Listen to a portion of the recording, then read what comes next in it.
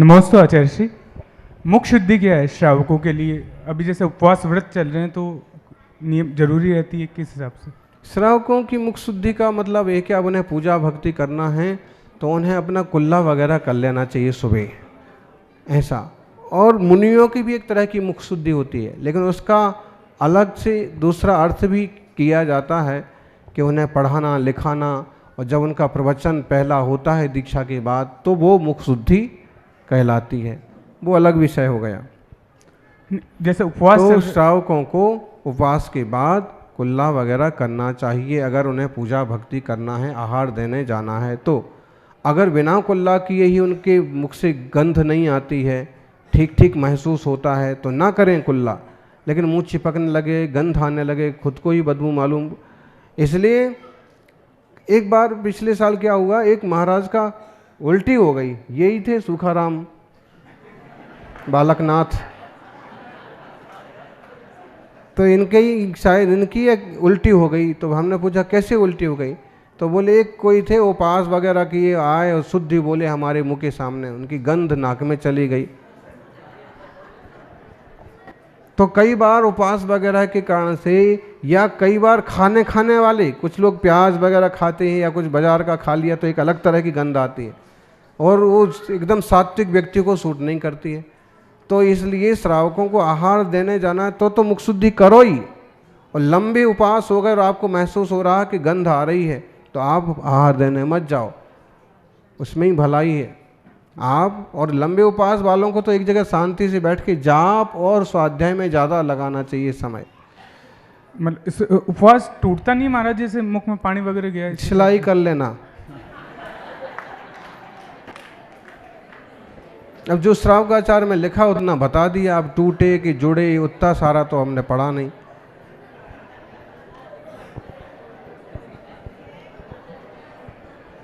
नमस्ते गुरु। पी जाएगा, ये है कि अगर वो स्वाद आने लगा और पी गए तो टूट जाएगा।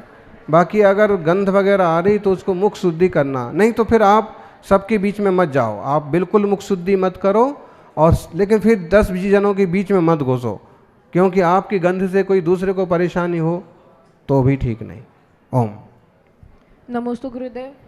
आज सुबह आपने क्रोध के भेदों के बारे में बताया, तो कृपया करके आप इस विषय पे फिर से प्रकाश डालें। नमस्ते गुरुदेव। क्यों सुबह आपने अच्छे से नहीं सुना? बहुत तरीके हैं। देखो कई बार जैसे अब आप सब बच्चे एकदम शांत बैठे, ठीक है, क्यों शांत बैठे हैं? क्योंकि ये इतने शांत हैं नहीं, इनके गुरुजी देख रहे हैं, तो अगर बाद में खबर ली जाएगी इसलिए पहले से शांत बैठो, ठीक है। ऐसे ही होता है, आदमी गुस्सा कर तो रहा, करना तो चाह रहा है, लेकिन देखा कि 10 जने देख रहे हैं तो 10 जनों के लिहाज से गुस्सा नहीं करता है। देखो घर में रिश्तेदार आए हैं और बच्चा जो है रिश्तेदारों के बच्चों के साथ उधम कर रहा है, मम्मी क्या करती है? अलग से हाथ पकड़ेगी और यूँ मरोड़ेगी, चुप बैठ, इनके जाने के बाद देखता हूँ तुझे, पापा इनको निकलने दे फिर मैं तुझे बताता हूँ।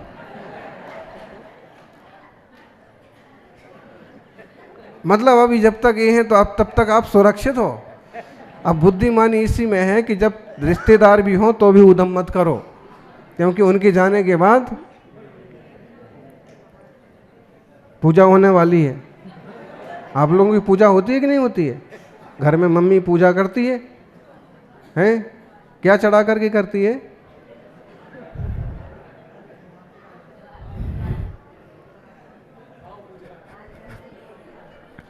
तो समझो कि ऐसे कोई गुस्सा नहीं करता है कि लिहाज से, कोई गुस्सा नहीं करता है कि मान सम्मान कम हो जाएगा, कोई गुस्सा नहीं करता है कि उसकी रोजी रोटी छूट जाएगी।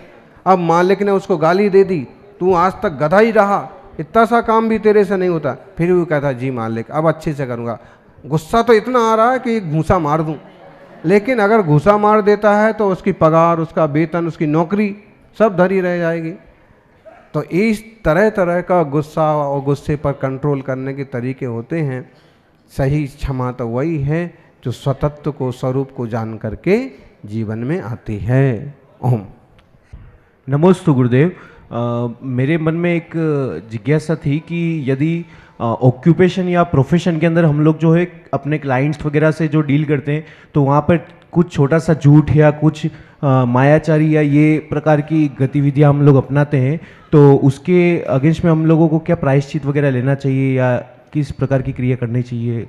इसी के लिए तो कहते हैं कि संध्या काल एक नमोकार की माला फेर लें, भगवान गुरुजनों के निकट रहें, तो आप इतने सही बने रहेंगे कि आपकी आजीविका चलती रहेगी, सम्मान बना रहेगा, दूसरों से व्यवहार चलता रहेगा, और छोटे मोटे जिस व्यवहार में जिस लाइन में हैं आप उस हिसाब के झूठ या जो हैं वो तो ठीक है, लेकिन वो ऐसा रूप धारणा ना कर लें कि किसी का बहुत नुकसान हो जाए, कोई जंजाल में पड़ जाए, कोई जेल में चला जाए।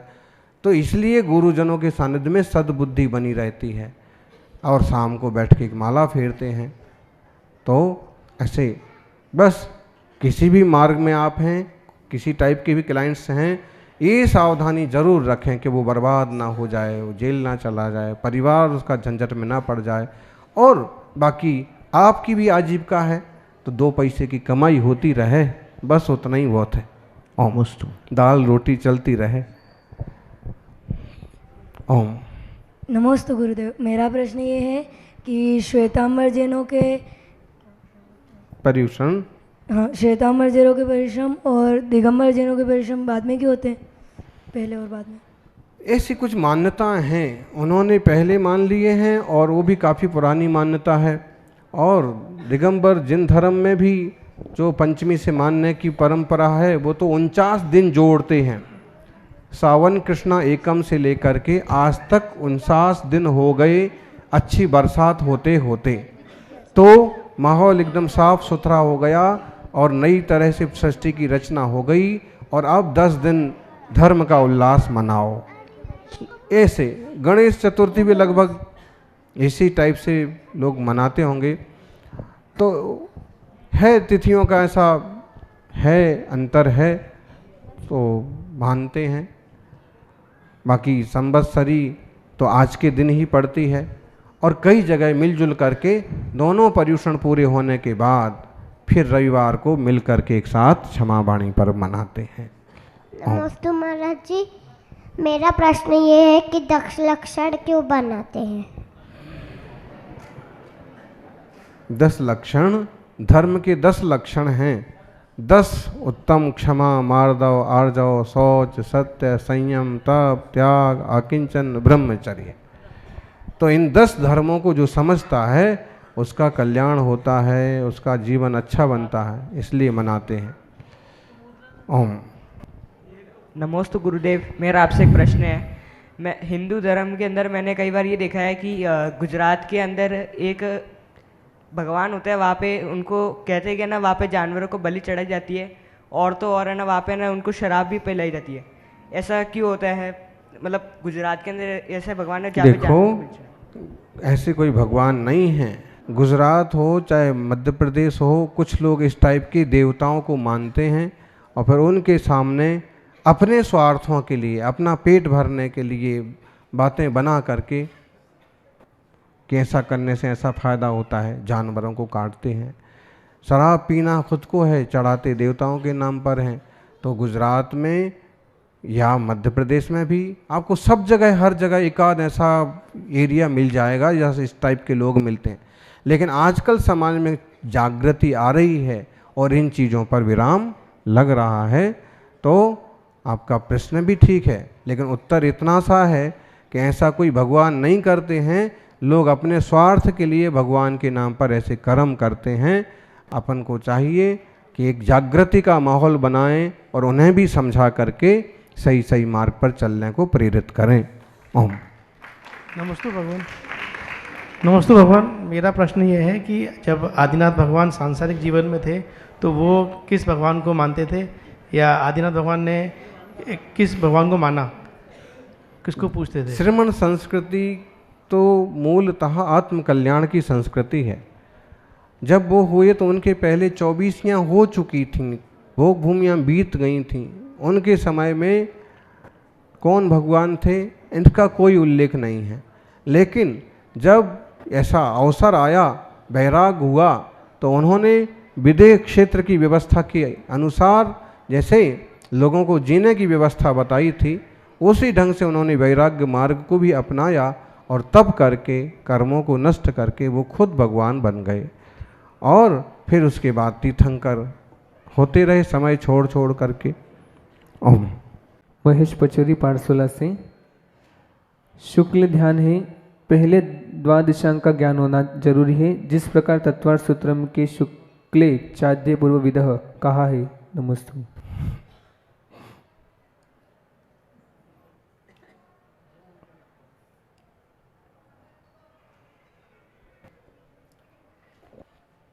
शुक्ल ध्यान में शुक्ले चाद्य पूर्वविदा, जो आदि का शुक्ल ध्यान है वो पूर्वविदों को होता है।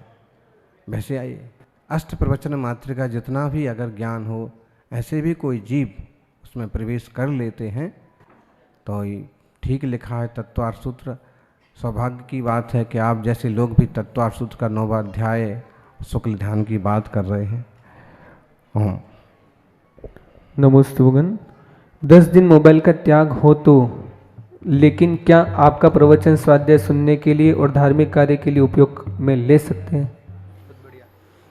अगर पूरी तरह से त्याग किया है तो नहीं ले सकते, लेकिन अगर कोई दूसरा चला दे,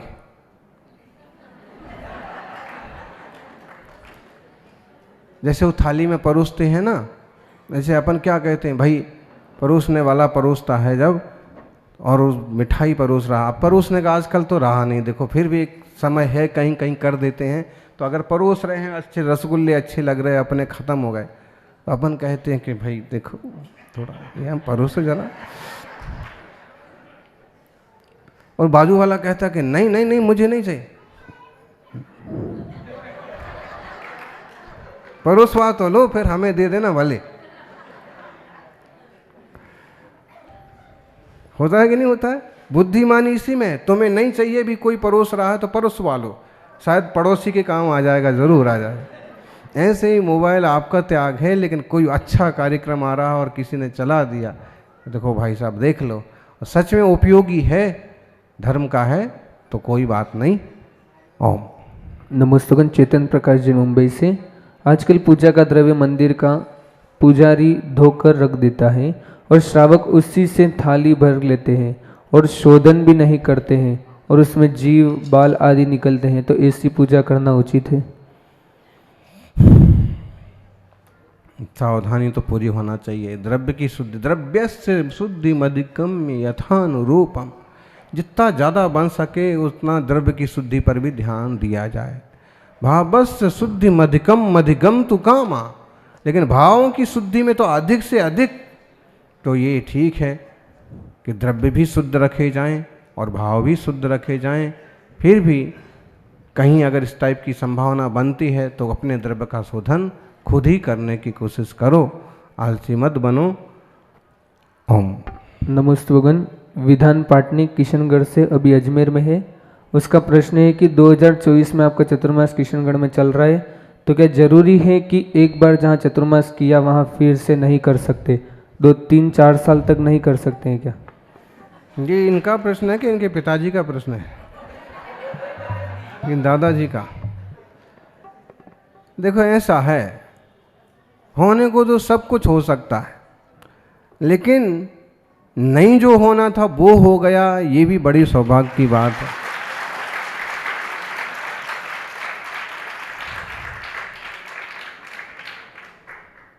दाना करते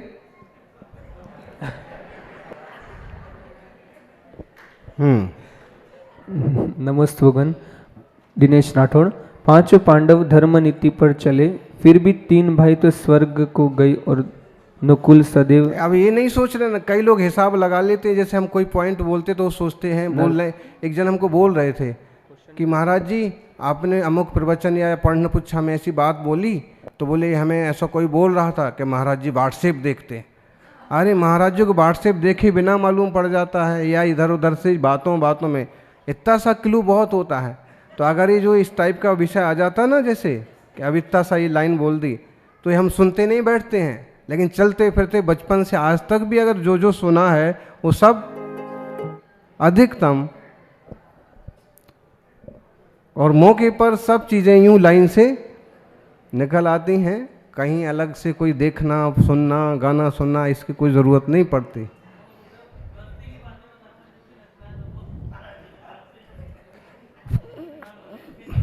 अब एक आदमी को देख लो, आपको ही देख लो, आप किसी भी व्यक्ति को देख लो, उनके थोड़ा सा उसमें समझ में आ जाता कि मामला क्या क्या हो सकता है। अच्छा, ओम। नमोस्तुगन दिनेश राठौड़। पांचों पांडव धर्म नीति पर चले, फिर भी 3 भाई तो स्वर्ग में गए और नकुल सदैव नरक में क्यों गए? उन्होंने ऐसा क्या पाप किया था? उनका क्वेश्चन कुछ चीज़ें तो लोगों को थोड़ा सा मेंटेन करने के लिए, लोगों को ध्यान में आ जाए इसलिए जोड़ देते हैं। वो हमारे अध्यात्म से थोड़ा कुछ बाहर भी हो जाता है, लेकिन फिर भी नई पीढ़ी को समझ में भी आए और थोड़ा रुच भी जाए इसलिए जोड़ देते हैं। अभी आरती की बात है, हम इसमें भी 12-15 मिनट तक बैठ जाते हैं। इसमें कोई शौक या इसका कोई वो नहीं, बस यही है कि इस निमित्त से लोग इधर उधर से इकट्ठे होते हैं, युवा भी नाचने कूद के निमित्त से, फिर दर्शन से भी जुड़ते हैं, दर्शन से भी जुड़ते हैं, रुचि जागती है, तो कोई बात नहीं 10-15 मिनट के इसके लिए भी। अब उसमें भले हम अपना ध्यान जाप करते रहें, हमारी तो जब तक आरती यहाँ आप लोग चलाते रहते तब तक हमारी तो सम्मित शिखर की यात्रा हो जाती है, पूरी चलते रहते, एक एक टोंक पर वंदना हो जाती। तो फिर भी ऐसा कि जब किसी चीज़ में समय जा रहा है तो अगर उस लोगों का भी उसमें उपकार जुड़ जाए तो अपना क्या नुकसान है, इस टाइप से उसको मेंटेन कर लेते हैं। ओम। नकुल सहदेव वास्तव में कोई पाप नहीं किया, लेकिन 5 पांडवों में 3 पांडव मोक्ष चले गए, 2 रह गए। तो पिछले भाव की उनकी स्त्री पर्याय थी, और पिछले भाव की उनकी स्त्री पर्याय थी, इस पर्याय में वो पुरुष बने थे, तो वो शायद कुछ कचता रह गई, कुछ उनके संयोग ऐसे रह गए, योग ऐसे रह गए। बाकी संगनन भी उत्तम था, सब ठीक था, लेकिन एक भाइयों को तकलीफ हो रही होगी। मुनि अवस्था में इतने लोहे के आभूषण पहना दिए जलते हुए, अरे इनको तकलीफ हो रही होगी, हम तो ये सहन कर लेंगे, एक ऐसे सहन करेंगे। मालूम पड़ा वो सहन करके मोक्ष तक चले गए और ये इस विकल्प में यहीं रह गए। वो पिछली पर्यायों की बद्धता का भी दोष, संस्कार का भी दोष मान सकते हैं। ओम।